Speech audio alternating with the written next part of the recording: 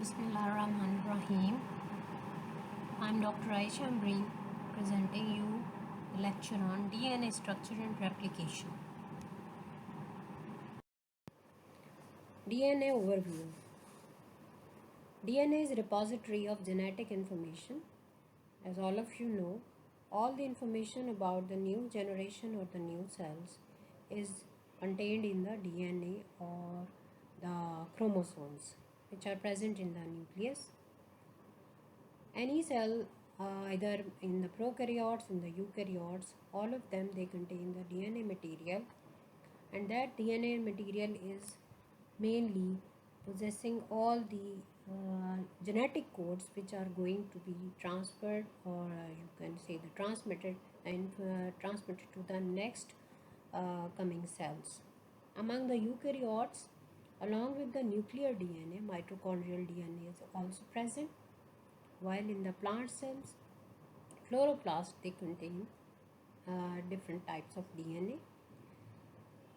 Another thing that we are going to deal with is the non-chromosomal DNA, that is known as the plasmid, which are mostly found in the bacterial cells. One thing is very important, that among all these cells which are containing the information about that particular cell, they are going to replicate, and through mitosis they are going to deliver their information to the new or daughter cells.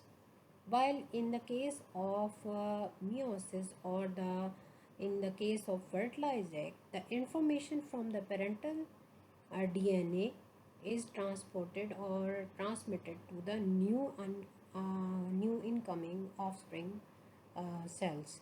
So the information through the fertilized egg is going to transmitted to the next coming new cells.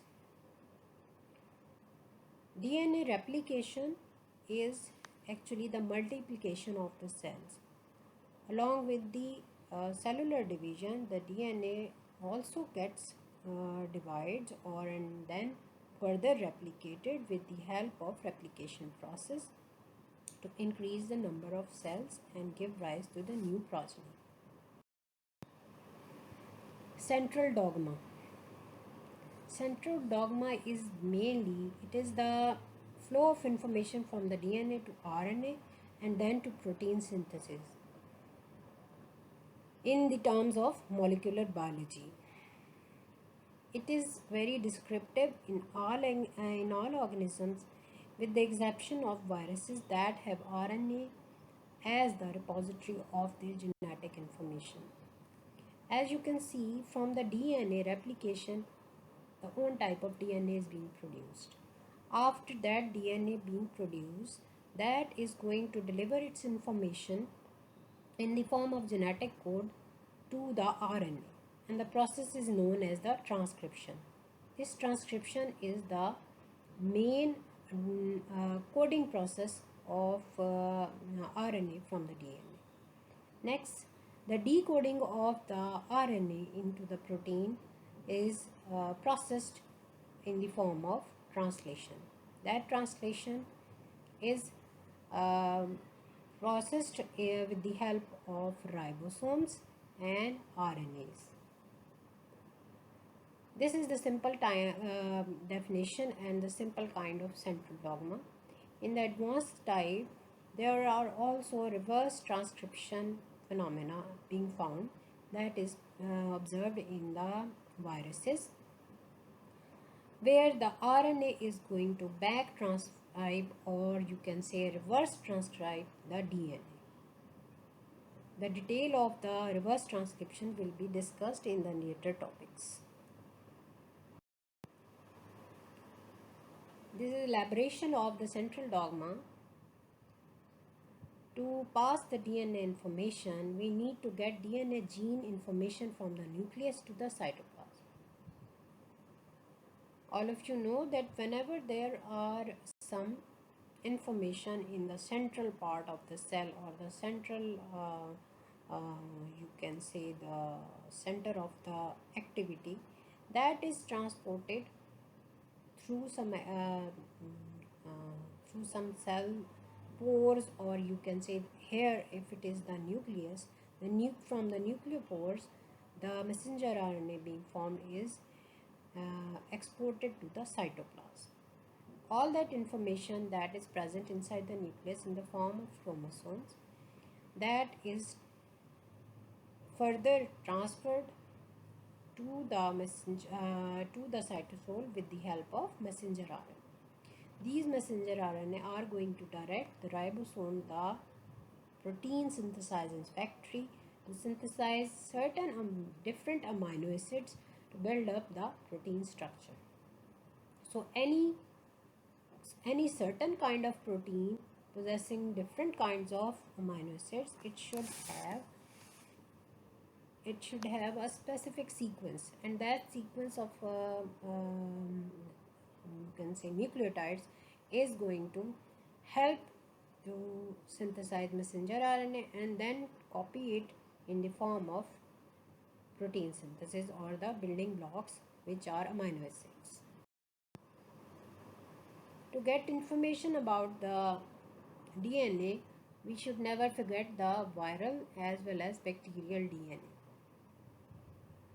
The viruses, though they are innumerable kinds and innumerable species of the viruses are existing. So here we are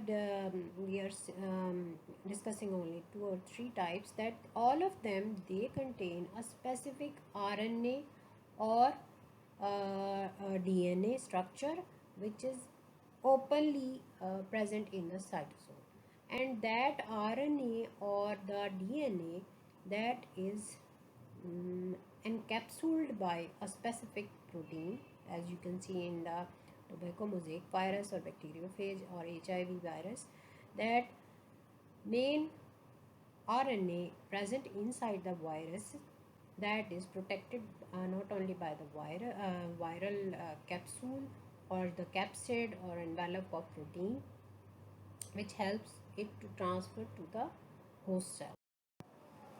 Now comes primary structure of DNA.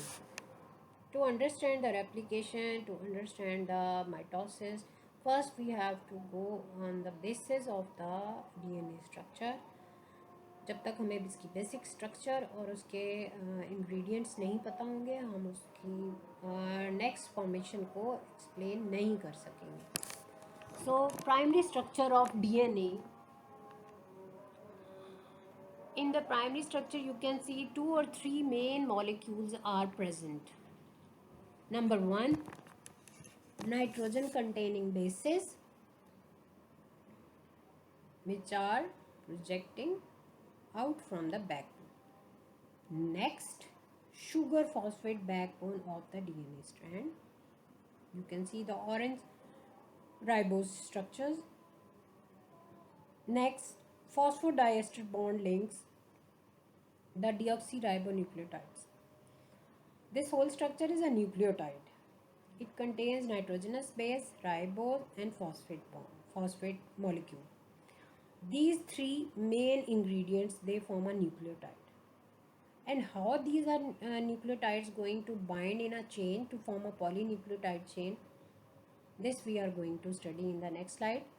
But basically you should understand that all the nitrogenous bases, they are being synthesized. Nitrogenous bases, they are being bound to the ribose, deoxyribose, and this deoxyribose is going to attach phosphate bond.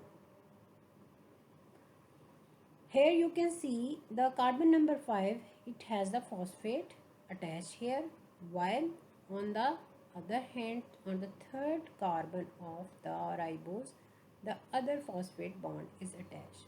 So 5' to 3', this is the formation of phosphodiester bond. This is the main reaction of formation of phosphodiester bond. Here you can see the nitrogenous base, whatever it is bonded to the ribose molecule. That ribose molecule also contains the one phosphate bond at the 5 carbon. This is a one nucleotide. Next comes the other nucleotide. It also possesses the same kind of the ingredients or the molecules, but nitrogenous base is different. To condense both of them, water will be removed from the hydroxyl or the third carbon substitution, and then from the phosphate bond also. Elimination of water from this position leads to the formation of phosphodiester bond. Why it is called the phosphodiester bond? Because it has two ester bonds placed here between 5 prime and 3 prime. While the direction of the formation of phosphodiester bond is from 5 prime to 3 prime.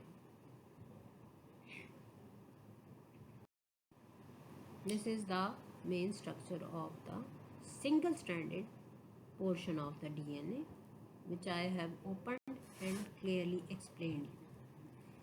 DNA structure, it has a polynucleotide chain, which is the backbone. The sugar on the one nucleotide connect third carbon of the phosphate group and fifth carbon of the adjacent nucleotide phosphodiester bond. Second important thing is the bases.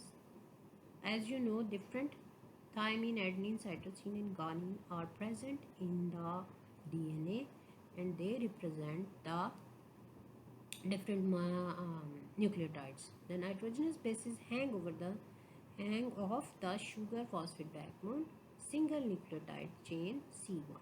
At the C1 position, the nitrogen bases, they are hanging towards outside. Each strand of nucleotide has polarity that is 5 prime and is bonded to the 3 prime end.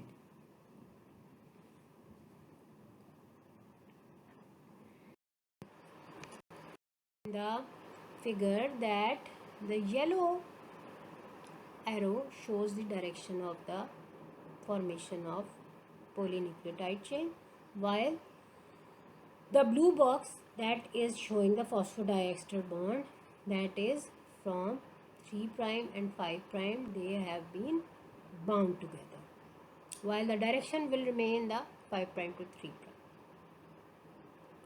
Next, the deoxyribose phosphate backbone is shaded in yellow.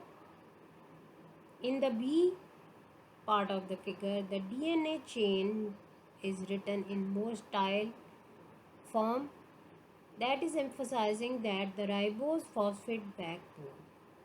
Here you see the red colored phosphates, they are separating or they are joining actually the backbone, and the backbone is showing different nitrogenous bases overhung over the right side of the single stranded helix. Then the direction of formation will be 5 prime to 3 prime, extending towards outside the hydroxyl, that is flanking outside, and further elongation will be done from this 3 prime. In the C form, the more generalized form, or you can say the written form of the single stranded, is more understandable, in which the P denotes the phosphate groups, while the T is the thymine, then phosphate, then A adenine, then phosphate, C cytosine, then phosphate and guanine. While we are describing the genetic code or sequence of the DNA, we just only write down the nitrogenous base sequence. As ribose and phosphate, they are common, they have the same sequence, so only we are going to write down the sequence of the nitrogenous base.